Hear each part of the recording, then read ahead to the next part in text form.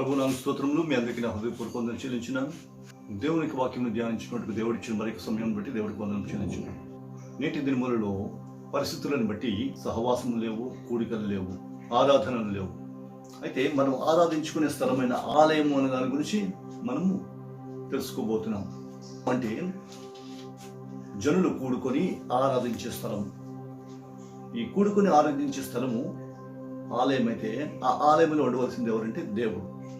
దీనిని బట్టి మనము ఆరాధన చేసే స్థలములో దేవుడు ఉండాలి. ఇది ఆలయం యొక్క విశిష్టత. ఈ ఆలయము దేవాలయము ఎందుకు పిలువబడుతుందంటే అక్కడ మనం చేసే ప్రార్థన, అక్కడ మనం చేసే ఆరాధన దేవుని సన్నిధికి చేరి దేవుని సన్నిధి నుంచి ప్రతిఫలము వస్తుంది. మన ప్రార్థనకు జవాబు వస్తుంది.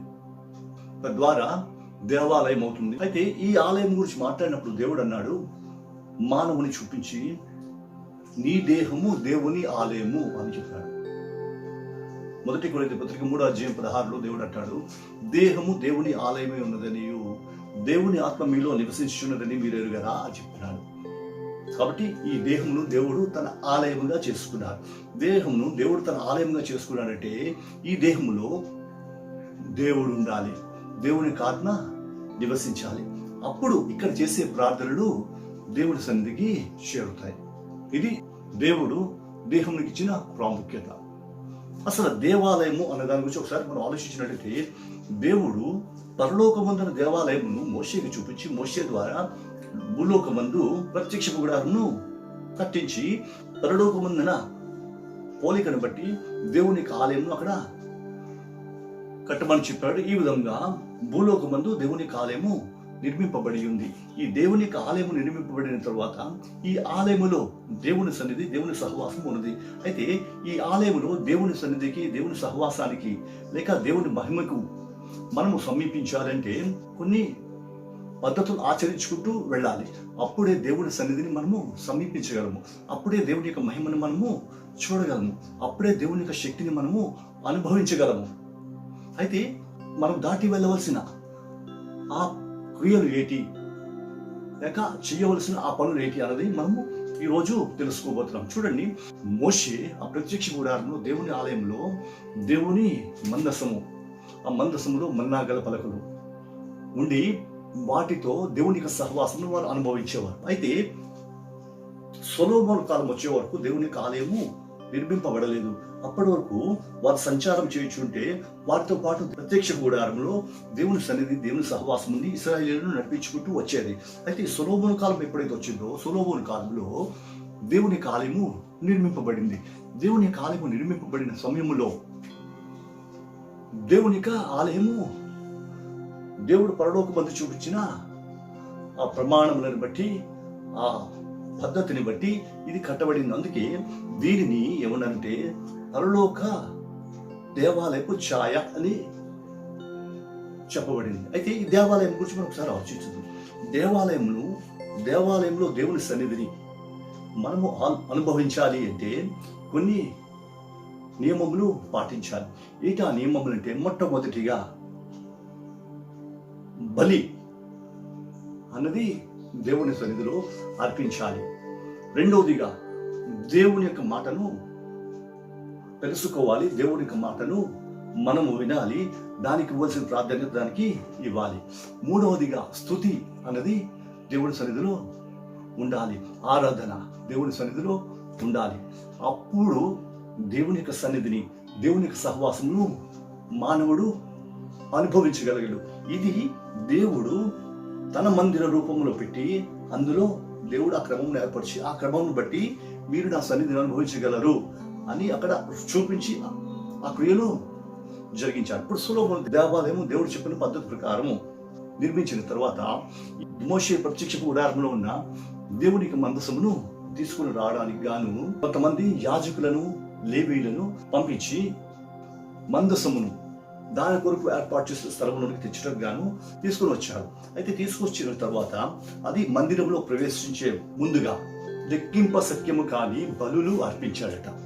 1 రాజుల గ్రంథం 8వ అధ్యాయం 1 నుంచి 11వ వచనం వరకు చూసినట్లయితే ఇది వరుసగా రాయబడి ఉంది. 5వ వచనంలో మందసము ఎప్పుడైతే దేవుని సన్నిధిలోనికి వచ్చిందో లేక దేవుని ఆలయంలో ప్రవేశించిందో ప్రవేశిస్తుండగానే బలి అర్పించాడు. అనేకమైన బలులు అర్పించిన తర్వాత అప్పుడు మందసమును దేవుని ఆలయంలోనికి తీసుకొని వచ్చారు. వచ్చిన తర్వాత అతి పరిశుద్ధ స్థలమైన గర్భాలయంలో ఆ కెరూబుల రెక్కల కింద దానిని ఉంచారు. అంటే మందసమునికి ఇవ్వవలసిన స్థానమును మందసమునికి ఇచ్చారు. ఇప్పుడు ఇది అయిన తర్వాత ఆ దేవాలయంలో స్తుతి ప్రారంభమైంది, ఆరాధన ప్రారంభమైంది. ఇంతవరకు దేవాలయం లేదు, దేవాలయంలో ఆరాధన అనేది లేవు. కాబట్టి దావీదు ఏర్పాటు చేసిన గాయకులు అందరూ వారి వారి పనుల్లోకి వెళ్ళిపోయి స్తుతి లేదు. ఎప్పుడైతే సొలొమోను దేవాలయం కట్టాడో దానిలో మందసము తీసుకొని వచ్చిన తర్వాత స్తుతి ప్రారంభమైంది. 2వ దినవృత్తాంతర గ్రంథం 5వ అధ్యాయం 11 నుంచి 14 వచనంలో చూసినట్టయితే ఇక్కడ గాయకులు, యాజకులు, లేవీయులు వీరందరూ తంబూరులతోనూ సితారలతోనూ తాళములతోనూ వాయిద్యములు వాయించుచు దేవునిని స్తుతించారట. దేవుని సన్నిధిలో గానము చేశారట. దేవుని సన్నిధిలో ఆరాధన సరిపోయారట. ఎప్పుడైతే స్తుతి, గానము, ఆరాధన ప్రారంభమైందో ఈ శక్తి దేవుని సన్నిధికి చేరి దేవుని యొక్క సహవాసమును సంపాదించింది. దీని వలన దేవుని దృష్టి ఈ ఆలయం మీద పడింది. ఎప్పుడైతే దేవుని దృష్టి ఈ ఆలయం మీద పడిందో దేవుడు వెంటనే ఆ ఆలయంలో ప్రత్యక్షం కావడం మనం చూడగలం. 8వ అధ్యాయం 10వ వచనం 11వ వచనం చూసినట్లయితే ఎప్పుడైతే వీళ్ళు యాజకులు వెళ్ళి గర్భాలయంలో దేవుని మందసమును పెట్టి స్తుతి ఆరాధన చేసి వాళ్ళు బయటికి వస్తున్నారు, వచ్చి రావడంతోనే వారు బయటి అడుగు పెట్టడంతోనే ఆ గర్భాలయము దేవుని మహిమతో నింపబడిందట. ఎప్పుడైతే దేవుని మహిమతో గర్భాలయము నింపబడిందో దేవుని మహిమ ప్రవేశించిన స్థలములో చీకటి తొలగిపోయింది. ఎందుకంటే దేవుని యొక్క తేజస్సు ఆ గర్భాలయంలో నింపింది కాబట్టి చీకటి అక్కడి నుంచి తొలగిపోయింది. అంతేకాదు అంతవరకు సేవ చేసి పరిచర్య చేసి ఆ నిబంధన మందసమును తీసుకుని వచ్చి దానికి సిద్ధపరిచిన స్థలములో ఏర్పాటు చేసి అన్ని కార్యక్రమాలు జరిగించిన ఈ యాజకులు కూడా మరలా లోపలికి ప్రవేశించలేకపోయారు. కారణం ఏంటంటే దేవుని మహిమ ఆ గర్భాలయమును ఆవరించింది. దేవుని మహిమ ఆ శాసనములు గల ఆ మందసమును ఆవరించింది. కాబట్టి నాటి నుంచి ఆ మందసమున స్థలములోనికి ఎవరు వెళ్ళలేకపోయారు. అంటే దేవుని శక్తి ఎప్పుడైతే అక్కడ ఆవరించిందో మానవుల యొక్క శక్తి అక్కడ నిలవలేకపోయింది, చీకటి శక్తి అక్కడ నిలవలేకపోయింది. అప్పుడు సొలొమోను ప్రార్థన చేసినప్పుడు వెంటనే దేవుడు అన్నాడు, నీ ప్రార్థన నేను విన్నాను. ఆ 8వ అధ్యాయం అంతా కింద చదివినట్లయితే సొలొమోను ప్రజల కోసం ప్రార్థన చేయడం ప్రారంభించాడు. ఏమని? దేవా, నీ నామమున కట్టబడిన ఈ ఆలయం వైపు జనులు తిరిగి ప్రార్థన చేసినప్పుడు వారి ప్రార్థనను ఆలకించి వారి కష్టమును తీర్చవా, వారికి కలిగిన ఇబ్బంది నుంచి విడిపించవా అని రకరకమైన విషయం గురించి అతడు ప్రార్థన చేసినప్పుడు 9వ అధ్యాయంలో దేవుడు సమాధానం ఇచ్చాడు. నీ ప్రార్థనను, నీ విన్నపమును నేను విని ఉన్నాను. నువ్వు అడిగిన ప్రకారము ప్రజల కష్టము వచ్చినప్పుడు నా దేవాలయం వైపు తిరిగి ప్రార్థన చేసిన నేను వారి ప్రార్థనకు విని ప్రార్థనకు ప్రతిఫలము దయచేస్తాను. వర్షము ఆగిపోయినప్పుడు వారు ప్రార్థన చేస్తే నేను వర్షమును పంపిస్తాను. కష్టము వచ్చింది, క్రూరమృగములు వచ్చాయి, వారు ప్రార్థన చేస్తే వారి ప్రార్థనకి నేను జవాబిస్తాను అన్నాడు. చూసారా, ఇక్కడ దేవుని యొక్క సమాధానము ఆ ఆలయంలో కనబడుతుంది. దేవుని యొక్క ప్రత్యుత్తరము అక్కడ సొలొమోనుకి కనబడుతుంది. ఎప్పుడు కనబడుతుంది అంటే ఆ దేవాలయమును మహిమ ఆవరించినప్పుడు. ఈ మహిమ ఎప్పుడు ఆవరించింది అంటే దేవాలయం యొక్క క్రమము పాటించినప్పుడు. ఏంటి ఆ క్రమం అంటే మొట్టమొదటిగా బలి ఇవ్వడం జరిగింది. ఎప్పుడైతే బలి ఇవ్వడం జరిగిందో పాప ప్రక్షాళన జరిగింది. తర్వాత ఆ ఆలయములోనికి దేవుని యొక్క మందసము ప్రవేశించింది. దేవుని యొక్క మందసములో ఏముందంటే దేవుని యొక్క నిబంధన ఉంది. దేవుని యొక్క నిబంధన ఏంటంటే మీరు నా మాట విని నేను చెప్పినది చేసినట్లయితే, నా మాటలను అనుసరించి నా ఇష్ట ప్రకారము మీరు జరిగించినట్లయితే మీతో నేను నిత్యము సహవాసము చేయుదును అని నిర్గమాకాండం 19వ అధ్యాయం 5వ వచనంలో వ్రాయబడి ఉంది. ఆ నిబంధన పలకలు మందసములో ఉన్నాయి. సో దేవాలయంలో నిబంధన మందసము వచ్చింది. సో ఎప్పుడైతే బలి అయింది, బలి అయిన తర్వాత నిబంధన మందసము దాని స్థానంలోనికి అది వచ్చిందంటే నిబంధనకి ఇవ్వాల్సిన ప్రాధాన్యత అక్కడిచ్చి నిబంధనను నిలబెట్టారు. ఈ నిబంధనను నిలబెట్టిన మనుషులు ఇప్పుడు దేవుడిని ఆరాధించడం ప్రారంభించారు. ఎప్పుడైతే ఈ క్రమంలో జరిగాయో దేవుని యొక్క మహిమ వచ్చి వారితో సహవాసం చేసి ఆ దేవాలయంలో నివాసం ఉండి అప్పుడు చేసిన ప్రార్థనకు ప్రతిఫలము వచ్చినట్లు మనము చూడగలుగుతున్నాము. హెబ్రీ పత్రిక 8:5 చూసినట్లయితే ఈ దేవాలయం అంటాడు పరలోకమందున్న ఆ దేవాలయం యొక్క ఛాయ అని చెప్పాడు. అంటే ఆ దేవాలయం యొక్క నీడ ఇది. ఏది? సొలొమోను కట్టిన దేవాలయం. సో ఈ దేవాలయంకి క్రమం ఉందంటే దాని నీడ ఇది అన్నప్పుడు ఇదే విషయం అక్కడ కూడా ఉండాలి. అంటే ఇదే క్రమము, ఇదే బలి, ఇదే నిబంధన మందసము, ఇదే స్తుతి ఆరాధన, ఇదే దేవుని యొక్క మహిమ ఆ ఆలయంలో ఉండాలి. ఒకసారి ఉన్నాయా, అట్టి విధంగా ఉందా అన్నది బైబిల్లో చూసినట్లయితే ప్రకటన గ్రంథం 15:5 పరలోకమందు దేవాలయం తెరవబడినట్లు చూశారట. పరలోకమందు కూడా ఇదే దేవాలయం ఉంది. అయితే ఆ దేవాలయమునకు బలి చెప్పాను కదా, బలి క్రమము. ఏంటి బలి క్రమము? ఆ దేవాలయంలో ప్రవేశించాలంటే అక్కడ కూడా బలి అయి ఉండాలి కదా. ఆ బలి ఏంటి అని మనం ఆలోచించినట్లయితే యోహాను సువార్త 1:29 అంటాడు, ఇదిగో లోక పాపములను మోసుకొని పోవు దేవుని గొర్రె పిల్ల అని యేసుక్రీస్తు గురించి యోహాను అక్కడ ప్రజలతో చెప్పుట మనము యోర్దాను నది వద్ద చూడగలము. ఈ యేసుక్రీస్తు దేవుని గొర్రె పిల్లగా వచ్చి శిలువ యాగమై మన పాపముల కొరకు బలి అయిపోయాడు. గలతీ పత్రిక 1:4 దీని గురించి రాయబడి ఉంది. మనలను ప్రస్తుత దుష్టకాలం నుంచి విమోచింపవలనని మన పాపముల నిమిత్తము తన్ను తాను అప్పగించుకొనెను అన్నాడు. మనలను ప్రస్తుత దుష్టకాలం నుంచి విడిపించుటకు గాను మన పాపముల నిమిత్తము ఆయన తన్ను తాను సిలువకు అప్పగించుకున్నాడట. ఆ సిలువకు అప్పగించుకున్న యేసు సిలువలో కార్చిన రక్తము ద్వారా సిలువలో తన బలి అయిపోయిన బలిని బట్టి అతడు మన కొరకు పాప విమోచనగా క్రయధనమిచ్చి దేవాలయంలో ప్రవేశించుటకు అవకాశము సంపాదించాడు. ఇప్పుడు దేవాలయంలోకి బలి అన్నది జరిగిపోయింది. తరువాత దేవాలయంలో నిబంధన ఉండాలి. ఏంటి నిబంధన అంటే యేసుక్రీస్తు మానవులకు నిబంధన చేశాడు. ఎందరు నన్ను అంగీకరిస్తారో వారందరినీ నేను దేవుని దూతల ఎదుట ఒప్పుకొందును అని దేవుడు చెప్తున్నాడు. కాబట్టి ఎందరైతే క్రీస్తు రక్తం మూలన కడగబడతారో, ఎందరైతే దేవుని తమ సొంత రక్షకునిగా అంగీకరిస్తారో వారందరూ దేవునితో నిబంధన చేసుకుని ఉన్నారు. ఎందుకంటే ఇది శిలువపై యేసుక్రీస్తు కార్చినది నిబంధన రక్తం. ఏటి నిబంధన అంటే హెబ్రీ పత్రిక 8:11 నుంచి 13 వరకు చూసినట్లయితే ఇక్కడ కొత్త నిబంధనకు ఇతడు మధ్యవర్తి అయి ఉన్నాడట.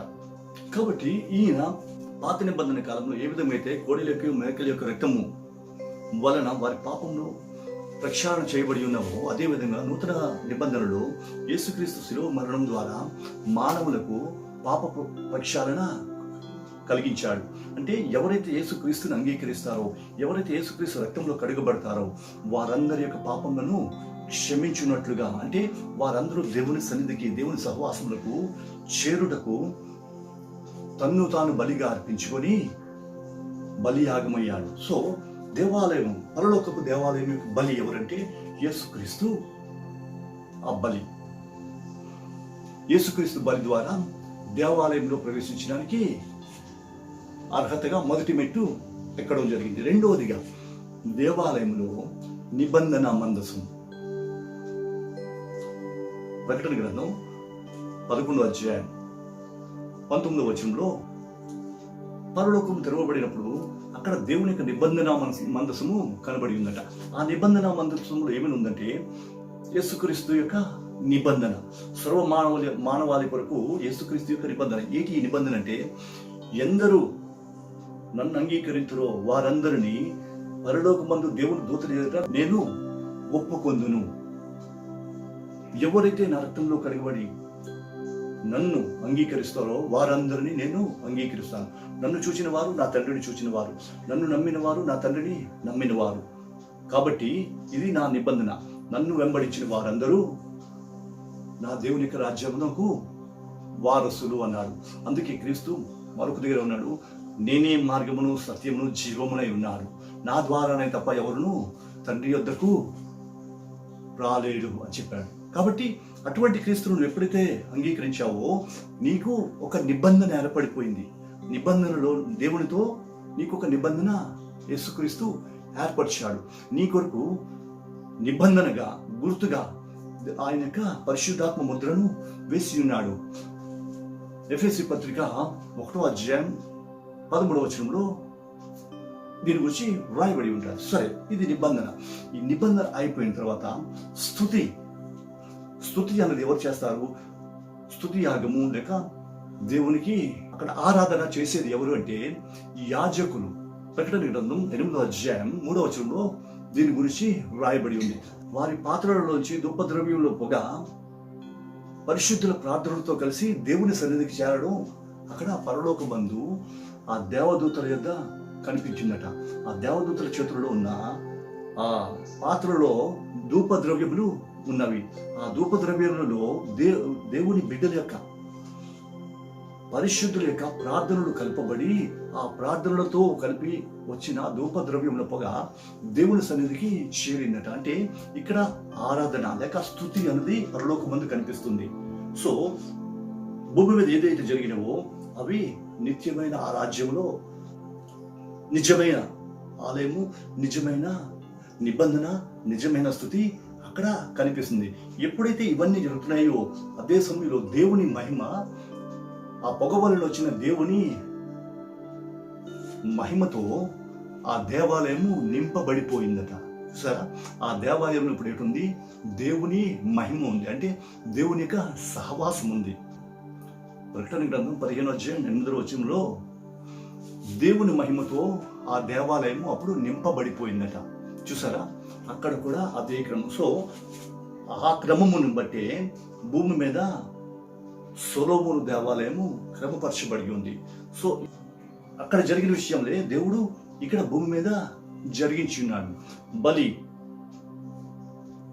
రెండోది నిబంధన, మూడవది స్తుతి ఆరాధన, నాలుగవది దేవుని యొక్క మహిమ. మొదటి మూడు ఎప్పుడైతే నువ్వు చేయగలవో, నాలుగవది దేవుని యొద్ద నుంచి మనము పొందగలము. ఎప్పుడైతే దేవుని యొక్క మహిమ వచ్చిందో ఆ మహిమలో దేవుని యొక్క శక్తి, దేవుని యొక్క సహవాసము, దేవుని యొక్క తోడు, దేవుని యొక్క ఆదరణ ఇవన్నీ దానిలో దొరుకుతాయి. అప్పుడు అక్కడ చేసిన ప్రార్థనకి ప్రతిఫలము వస్తాయి. అందుకే పరలోకమందు దేవదూతలు నిత్యము పరిశుద్ధుడు పరిశుద్ధుడు పరిశుద్ధుడు అని పొగుటే తప్ప వారికి ఎటువంటి అవసరతలు లేవు. కారణం ఏంటంటే దేవుని యొక్క సన్నిధి, దేవుని యొక్క సహవాసము వారితో ఉన్నది. వారు స్తుతించడం మాత్రమే వారికి అవసరం, వేరే అవసరం లేదు. అయితే ఇప్పుడు అటువంటి ఆలయముతో నీ దేహమును దేవుడు పోల్చినాడు. అటువంటి ఆలయముతో సమానమైనదిగా నీ దేహమును పోల్చినాడు. నీకు నాకు ఇచ్చిన దేహం అంటాడు ఆ ఆలయముతో సమానము అన్నాడు. నీ దేహము దేవుని ఆలయము అన్నాడు. కాబట్టి మన ఆలయం గురించి ఒకసారి మనం ఆలోచించినట్లయితే మన ఆలయం కూడా ఇవే పద్ధతులు ఉన్నాయి. ఏంటి? మొట్టమొదటిగా బలి, రెండవదిగా నిబంధన, మూడవదిగా స్తుతి ఆరాధన, నాలుగవదిగా దేవుని సహవాసం. ఎప్పుడైతే ఇవి ఉంటాయో అది నిజమైన దేవాలయం. ఎప్పుడైతే ఇవన్నీ జరుగుతాయో అప్పుడు ఆ ఆలయములో దేవుని సహవాసం ఉంటుంది. ఎప్పుడైతే ఇవన్నీ జరుగుతాయో ఆ దేవుని యొక్క సహవాసమును బట్టి మన ప్రార్థనలు దేవుని సన్నిధికి చేరుతాయి. కాబట్టి ఇప్పుడు మన దేహం అనే ఆలయం గురించి ఒకసారి మనం ఆలోచించుకోవాలి. ఈ దేహం అనే ఆలయమునకు కూడా క్రమం ఏంటంటే మొట్టమొదటిగా బలి. దేహం అనే ఆలయమునకు బలి ఏంటి అనేది ఆలోచించినట్టయితే దేవుడు చెప్తున్నాడు. లూకాసు వార్త 9వ అధ్యాయం 23వ వచనంలో అంటాడు, ఎవడైనను నన్ను వెంబడింపగోరిన యెడల తన్ను తాను ఉపేక్షించుకొని తన సిలువనెత్తుకొని నన్ను వెంబడింపవలెను అన్నాడు. చూసారా, ఇక్కడ బలి ఏంటంటే తన్ను తాను ఉపేక్షించుకోవాలి. అంటే తనకు తానుగా నీ వ్యక్తిగత నా కొరకు నేను అన్నవి విడిచిపెట్టాలి. నీ కొరకు జీవించడం మానివేసి దేవుని కొరకు జీవించడం ప్రారంభించాలి. దేవుని కొరకు జీవించడం అంటే నీ సొంత విషయంలో అంటే దేవుని కన్నా నువ్వు దేనికి ప్రాధాన్యత ఇవ్వకూడదు. నీ వ్యక్తిగత విషయంలో, నీ సంబంధ బాంధవ్యంలో వీటన్నిటికీ స్వస్తి పలికి దేవునికి ప్రాధాన్యత ఇవ్వాలి. దేవుని కొరకు దేనినైనా విడిచిపెట్టడానికి సిద్ధముగా ఉండాలి. అందుకే అన్నాడు, నన్ను వెంబడింపగోరువాడు తన్ను తాను ఉపేక్షించుకునవలెను, తన సిలువను ఎత్తుకొని నన్ను వెంబడించాలన్నాడు. ఉపేక్షించవలసింది ఏంటంటే 18వ అధ్యాయం లూకా సువార్త 29వ వచనంలో వ్రాయబడి ఉంది. దేవుని రాజ్యము నిమిత్తము ఇంటినైనను, భార్యనైనను, పిల్లలనైనను, అక్క చెల్లెండ్రులైనను, అన్నదమ్ములనైనను, తల్లిదండ్రులైనను విడిచిపెట్టువాడు వారికి ఇహమందు పలు రెట్లను పరమందు నిత్య జీవమును దొరుకుతుందట. చూసారా, నువ్వు ఏం చేయాలంటే ఇవన్నీ నువ్వు విడిచిపెట్టి దేవునికి సిలువను నువ్వు ఎత్తుకున్నట్లయితే నీ యొక్క రక్షణ కొరకు, నీ యొక్క రక్షణను నువ్వు మోసుకొనచ్చు. దేవుడు నీకు అప్పగించిన పని నువ్వు చేస్తూ, దేవుని మాటకు ప్రాధాన్యత ఇస్తూ నువ్వు నడిచిన యెడల నువ్వు ఏదైతే భూమి మీద దేవుని కొరకు సమర్పించుకున్నావో, త్యాగం చేసావో వాటిని ఇహమందు పలు రెట్లు పరమందు నిత్య జీవనం ఇస్తాను. అంటే ఇహమందు వాటికి పలు రెట్లుగా ఇస్తాడు, అదే సమయంలో పరమందు నిత్య జీవాన్ని ఇస్తా అన్నాడు. కాబట్టి మొట్టమొదటి నువ్వు చేయవలసింది అంటే బలి ఇవ్వాలి. బలి ఏంటంటే దేవుని కొరకు నిన్ను నువ్వు సమర్పించుకోవాలి. దేవునికి నీకు మధ్య నీ శరీరం కూడా అడ్డు కలగకూడదు. అంటే నిన్ను నువ్వు ఉపేక్షించుకోవాలి. నా కార్యములు చేసుకుని దేవుని వద్దకు వస్తాను, నో. నా తల్లిదండ్రులను, నా అక్క చెల్లెలను, నా అన్నదమ్ములను, నా ఆస్తిని, నా ఇంటిని చూసుకొని అప్పుడు వస్తాను, నో.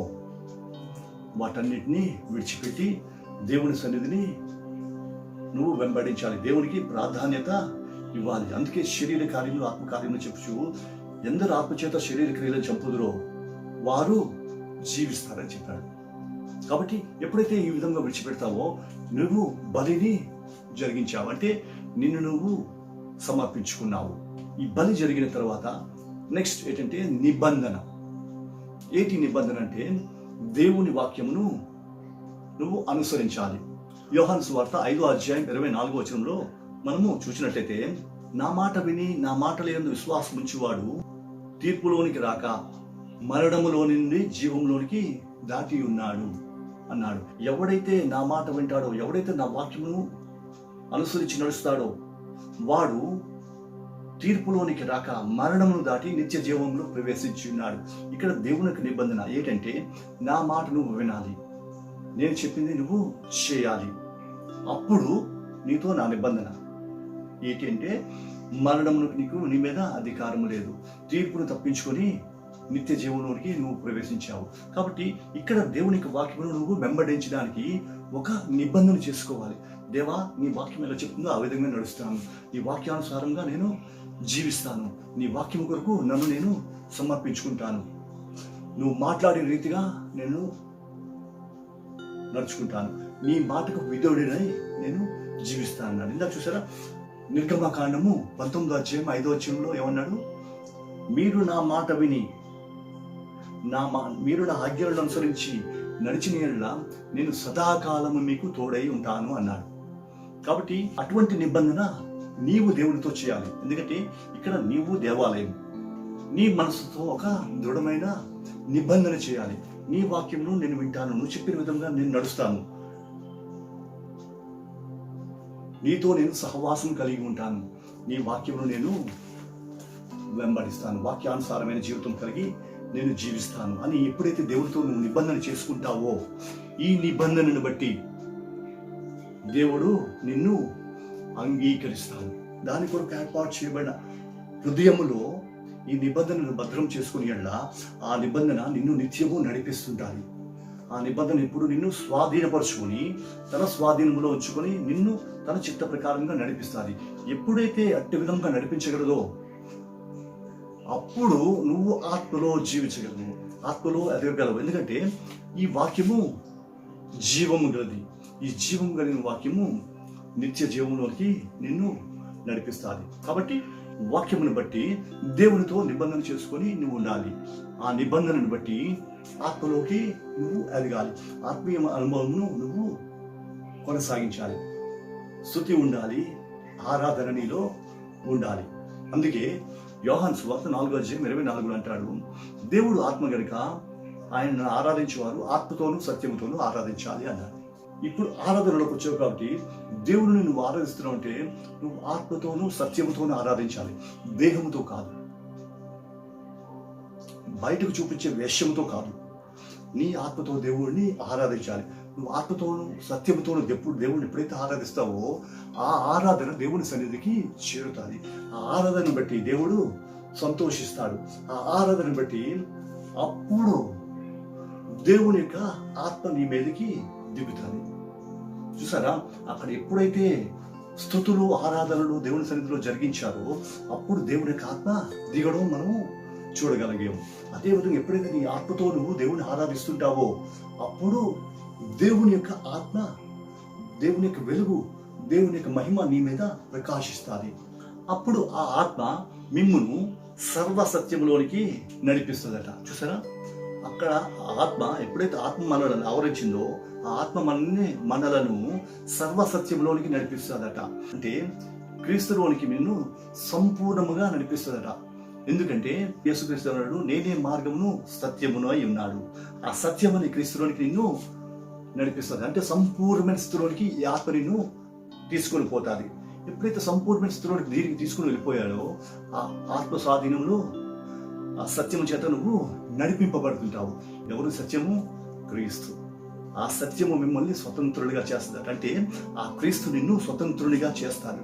ఆ క్రీస్తు నిన్ను సమస్త బానిసత్వం నుంచి విడిపిస్తాడు. ఎప్పుడైతే ఆ క్రీస్తు నిన్ను స్వాధీనపరుచుకున్నాడో, ఎప్పుడైతే ఆ క్రీస్తు స్వాధీనంలోకి నువ్వు వెళ్ళావో నాటి నుంచి నీ మీద ఎటువంటి చీకటి శక్తులకు అధికారము ఉండదు. ఎటువంటి చీకటి శక్తులు నీ ముందు నిలువ నేరవు. నీలో ఇక మీదట శరీర క్రియలు పనిచేయవు. కారణం ఏంటంటే దేవుని యొక్క ఆత్మ నిన్ను ఆవరించి ఉన్నది. అప్పటి నుంచి నువ్వు చేసే ప్రతి ప్రార్థనకి జవాబు వస్తుంది. అందుకే రోమాపత్రిక 8:14 అంటాడు, ఎందరు ఆత్మచేత నడిపింపబడుదురో వారందరూ దేవుని కుమారులు అనబడుదురు అన్నాడు. కాబట్టి ఇప్పుడు నువ్వు ఏమి అడిగినా దేవుడు నీకు ఇస్తాడు. కారణం ఏంటంటే దేవుడితో నీకు సహవాసము. అటువంటి స్థితి మనము సంపాదించుకోవాలి. ఎందుకంటే మనము దేవుని ఆలయమే ఉన్నాము. చూసారా, పరలోకమందు సర్వ సమృద్ధి ఉంది పరలోకపు దేవాలయంలో. ఇక్కడ సొలొమోను దేవాలయంలో కూడా దేవుని మహిమ ఆవరించి అతడు చేసిన ప్రార్థనను విని ప్రార్థనకు ప్రతిఫలం దయచేసింది. ఎప్పుడు మహిమ ఆవరించినప్పుడు.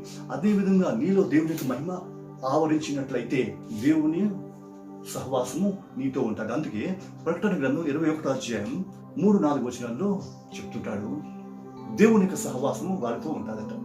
ఆయన వారి కన్నుల ప్రతి బాష్ప బిందువును తుడిచివేయును. దుఃఖమైనను వేదన అయినను ఏడుపైనను ఇక ఉండదు. కాబట్టి అటువంటి సహవాసము నీలో ఉండాలి అంటే, అటువంటి దేవుని యొక్క సహవాసం నీతో ఉండాలి, అటువంటి దేవుని యొక్క సన్నిధి నిన్ను ఆవరించి ఉండాలంటే దేవుని యొక్క ఆత్మ నిన్ను ఆవరించి ఉండాలి, దేవుని యొక్క సన్నిధి నీతో ఉండాలి. అప్పుడు దేవుని యొక్క ఆత్మ నిన్ను సర్వసత్యములోనికి నడిపిస్తుంది. ఆ సర్వసత్యము నిన్ను స్వతంత్రుడిగా చేస్తుంది. స్వతంత్రుడు అయిన నీవు ఇప్పుడు దేవుని యొక్క కుమారుడు. దేవుని కుమారుడు అనబడిన నీవు ఇప్పుడు దేవుని రాజ్యంలో హక్కుదారుడు. పరబంధున ఆ దేవాలయంలో చేరుటకు నువ్వు ఇప్పుడు వారసుడవు. కాబట్టి ఆ వారసత్వమును నీవు అలవర్చుకోవాలని, ఆ వారసత్వమును నీకు ఇవ్వాలని నీ దేహమును దేవాలయంగా పెట్టుకొని ఆ పరిశుద్ధతకు తగిన విధమైన స్థితిలోనికి నిన్ను నువ్వు పెంపొందించుకోవాలని దేవుడు నీలో తన ఆత్మను పెట్టి నిన్ను పరిపూర్ణునిగా చేసి నడిపిస్తున్నాడు. సంపూర్ణమైన సిద్ధి సంపాదించుకునే వరకు నిన్ను ఆత్మ నడిపించి సంపూర్ణమైన సిద్ధి పొందిన తర్వాత నిన్ను తన రాజ్యంలోనికి చేర్చుకుంటాడు. అప్పుడు దేవుడు నీకు తోడై ఉండి నీతో సహవాసం చేర్చు నిన్ను నడిపిస్తాడు. అటువంటి ఉన్నతమైన స్థితిలోనికి నడిపించాలనే ఉద్దేశంతోనే నీ దేహమును ఒక ఆలయంగా నీకు అప్పగించాడు. ఆ ఆలయంలో నువ్వు కడుతున్నావా? ఆ ఆలయం యొక్క ప్రాధాన్యత ఎరిగి దానికి ఇవ్వాల్సిన ప్రాముఖ్యత ఇస్తున్నావా? లేక ఆ ఆలయమును పాడు చేస్తున్నావా? దేవుడు అంటున్నాడు, ఆ ఆలయంను పాడు చేయవాడిని దేవుడు పాడు చేస్తాడట. కాబట్టి ఈ వాక్యమును వినిన మనము, సత్యమును తెలుసుకున్న మనము, దేవుని ఆలయమైన మన దేహమును పాడు చేసుకోకుండా దేవునికి ఆత్మచేత సంపూర్ణమైన స్థితిలోనికి నడిపింపబడి మన కొరకు ఏర్పాటు చేయబడిన నిత్య రాజ్యంలో ప్రవేశించి పర్యంతరము దేవుని ఆత్మ నడిపింపు ప్రకారం నడుచుకుంటూ ఆయన రాజ్యంలో చేరుదుము. అట్టి కృప దేవుడు మనందరికీ దయచేయను గాక. ఆమె ప్రార్థన చేసుకుందాం. స్తోత్రం తండ్రి, పరిశుద్ధ కృపగల రాజానికి వందనములు. నీవు మాకు ఇచ్చిన ఆలయం అని ఈ దేహం ఏ విధంగా కాపాడుకోవడం వలన, ఏ విధంగా పరిశుద్ధపరచుకోవడం వలన, ఏ విధంగా భద్రపరచుకోవడం వలన, ఏ విధంగా నడిపింపబడి వలన మాకు నేర్పించిన విధానం బట్టి నీకు వందనములు. అయితే అట్టి విధమైన స్థితిని మేము అవలంబించి అటువంటి విధమైన స్థితిలోనికి నన్ను నేను పెంపొందించుకొని ఆ రాజ్యంలో చేరే పర్యంతరము సంపూర్ణ స్థితి కలిగి జీవించుటకు మాకు సహాయం చేయండి, కృప చూపించండి. సమస్త విధములను ఆదరించి మహిమను పొందండి. యేసు నామములో అడుగుచున్నాము తండ్రి. ఆమేన్.